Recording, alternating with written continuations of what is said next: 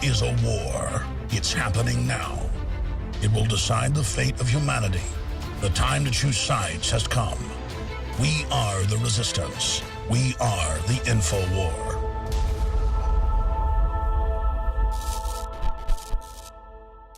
Welcome to the INFOWARS Nightly News. I'm your host, Jakari Jackson. It's October 8th, 2014, and let's get straight into our news tonight. By now, you've probably heard that Thomas Eric Duncan has died in the Dallas hospital, a very unfortunate situation, and our thoughts and prayers do go out to his family. He died earlier this morning, so we were told.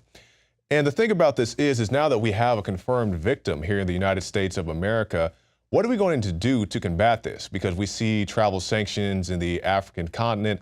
We see parts of Europe putting out travel sanctions as well, but we refuse to do that here at home. But something that people are talking about and something that is a possible, I won't say a remedy, but some type of reaction to this is temperature screenings. Now we have this article, Feds announce airport fever screenings for Ebola, which can be beaten with ibuprofen. Temperature screenings of passengers arriving from West Africa will soon begin at O'Hare International, Kennedy International, Dulles International, Hartsfield-Jackson International, and Newark Liberty International, federal officials announced today. But Sean Kaufman, who previously worked with the Centers for Disease Control and Prevention during the SARS outbreak, said, "The fever screening instruments run low and aren't that accurate," he said. "People can take ibuprofen to reduce their fever enough to pass the screening, and why wouldn't they?" And exactly right, why wouldn't they? Now, when it comes to airport security, especially with this Ebola thing, I don't really fault the airport personnel. What do they really have to work with? These little temperature screenings that can be easily fooled. I'm more concerned with the TSA sticking their hands down my pants because the U.S. wants to fund Al-Qaeda, but that's a whole different deal. So, what exactly can be done at these airports? I don't know, and that's the question, why aren't travel sanctions being put in place by the United States government? But let's talk about something a little closer to home.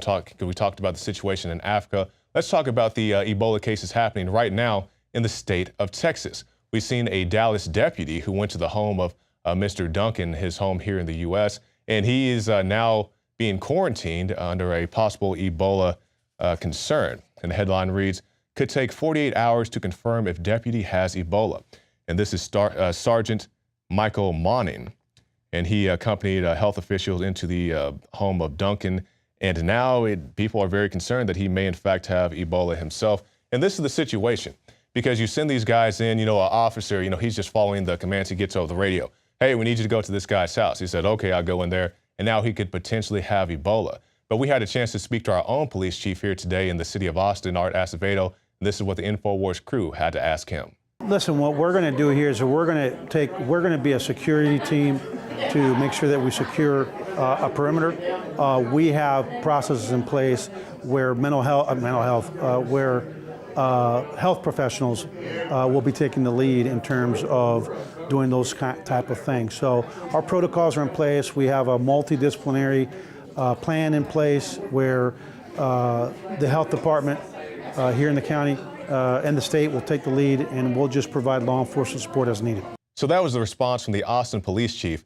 Now, some White House reporters commented on this issue as well, and their comments weren't exactly as eloquent. The most interesting thing is the travel and stuff. Yeah, we're screwed. Which is what I'm feeling fluish. Just so you know, so I'm going to give you a big kiss. No, I don't want your kiss. If DC test comes back positive, I'm doing filmers all weekend. This what? DC test. Oh, yeah? I'll be doing filmers. Oh, that's right. That stupid man, a stupid mic. Yeah, did you hear that, everyone? We go now to some ISIS news with a U.S. representative claiming that ISIS has been caught crossing the border. Because you remember this summer when INFOWARS was talking about this, when we were going down to the border, we were talking to the emergency managers. Joe Biggs was running across the border with Al-Qaeda flags and all that stuff.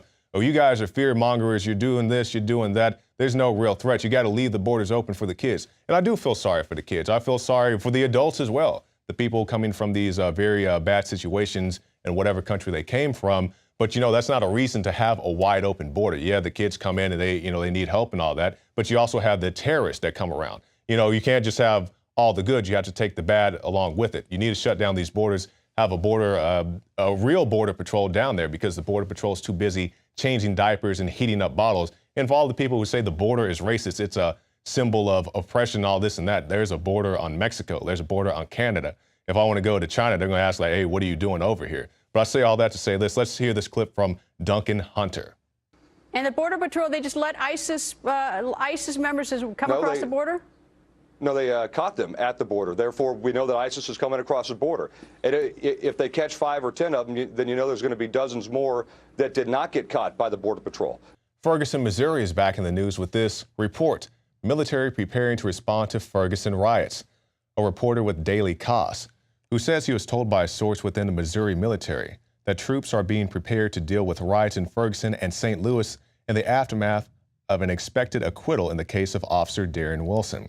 Sean King, who has over 75,000 followers on Twitter, revealed that how he was told some incredibly disturbing information by a Missouri military source, how in a meeting with military commanders in his unit, he was told that they needed to prepare for riots in Ferguson and in St. Louis very soon.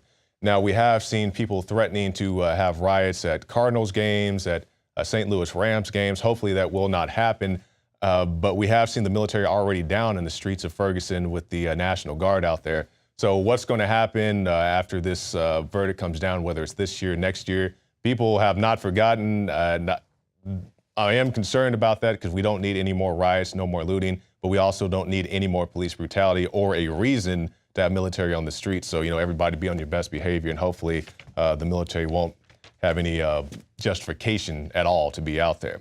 Now let's talk about something that's very interesting to me. You know, comic books are in the news a lot nowadays, and we see, you know, all this scandal, all that scandal, but now there's a really positive story that I was very happy to hear about. Superman is a supporter of the Second Amendment. This is Dean Cain. He had played Superman years ago, and he has a very interesting tale of how he came to love the Second Amendment. I openly discuss politics if people want to. If they don't want to, I won't put my politics on them, but I'll ask them why they're so against this or so for this, or what would they do in this situation? You know, you're completely against, you know, guns, right?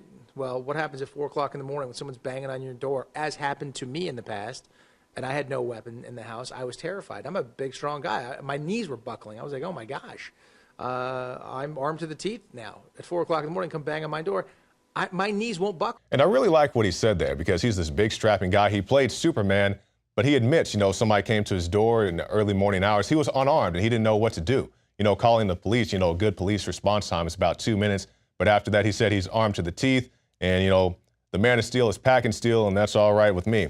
Now, our last group tonight in our report, they don't have supervision. They don't have heat vision. Actually, they have no vision at all, but that's not stopping them from the right to bear arms.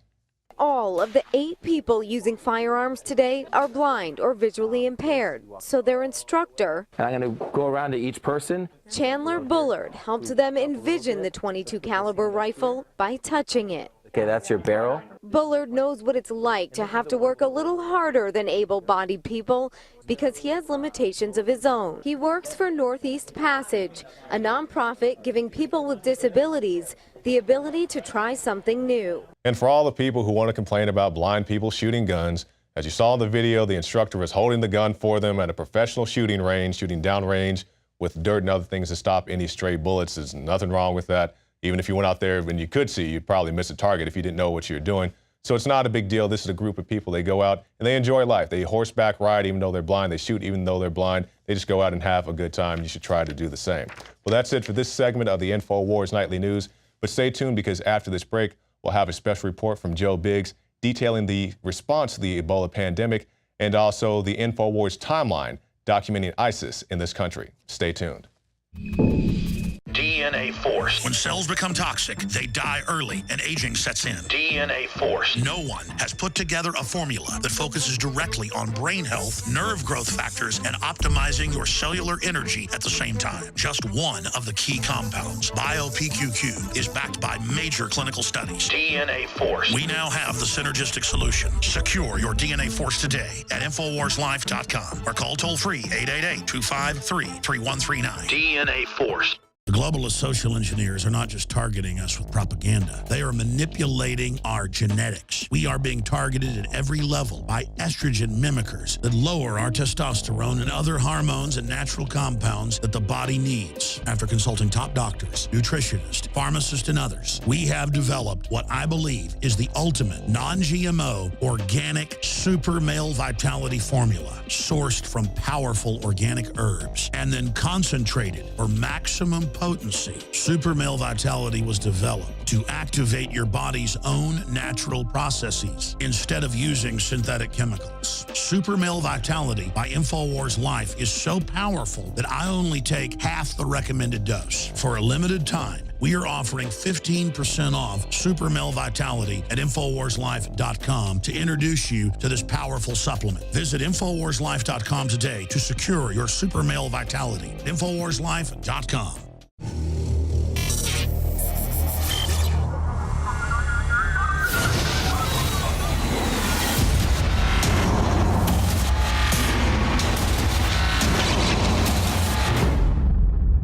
I'm Joe Biggs with INFOWARS.com. Now, we just found out here that patient zero, Thomas Eric Duncan, has died of the Ebola virus at the hospital. Now, the other day he was given an experimental drug. Obviously, that hasn't worked out too well. You know, it looks like our government is obsessed with trying to push these experimental drugs on people, and it quite frankly isn't working. You know, two of the doctors who have gotten the Ebola virus were given experimental drugs, but they were also given blood transfusions. Each doctor was given a separate experimental drug. I think the common factor right there would be the blood transfusion. Now, do you think the CDC is really going to admit that? Do you think our government is going to admit that? Negative. They want to make money off of these drugs. They want to scare you. They want you to feel like that if you get this, you have to come to them, pay top dollar for this drug, and then the chances of you even surviving from it are slim to none. You're dead anyways. As long as they get your money, they don't care. So another thing that I find extremely crazy about the CDC, day in and day out, they keep coming on TV and saying, hey, you've got nothing to worry about. We're professionals. We got your back. Well, this is how they have our back. The daughter, the stepdaughter of the patient zero, has been in contact, helping him at his apartment in Dallas since day one of him showing the signs and symptoms. She's checked on him since the Thursday, all the way until Sunday, until he was taken to the hospital. So she sat there in the apartment with all that while he's vomiting, he's using the bathroom, all that stuff, sweat, she touched the sheets, everything. So what has the CDC been saying since day one? There's a 21-day incubation period. So for 21 days, at any time in that period, you on the 21st day could all of a sudden start showing signs and symptoms, coughing, having flu-like symptoms, very high fever, all that. So why is it now the 14th day, and just a few days ago, she was cleared by the CDC to return to work? She's a healthcare worker. She works at a hospital. Thank God she is smart enough to know that she hasn't waited that entire 21-day period, and she's saying she's not going to go back to work. But the CDC, the people who are in charge, the ones that tell us every day that they have our back, the ones who are professionals, that they know science, they're saying that she's good to go back. Meanwhile, everyone else is still quarantined. And she's been around him more. I mean, what does that say? Another thing to think about. The kids, there was 5 kids who were in contact with patient zero that went to 4 different schools. They were at those schools for a while. The parents in that area had to pull those kids out of there because they were scared for their child's safety. Wouldn't you be? But what's funny is if you have Ebola or you've been in contact with someone who has Ebola, CDC's not really that worried about it. They're going to wait until you possibly start showing signs and symptoms, and then they'll take care of it. Meanwhile, if you refuse to get a flu shot, you'll be told you can't be at school. Ebola, okay. Flu shot, we don't want you around our kids. You might get something. People say that you shouldn't be scared. The CDC is saying that there's nothing to worry about. I pretty much would have to say I disagree with that. I think you should be scared because these government bureaucrats who are supposed to have our back, who are supposed to be having our best interests at mind, the ones who are supposed to be professional, the scientists who are experts on all of this, that say that they know what's going on, that there's nothing to be scared about.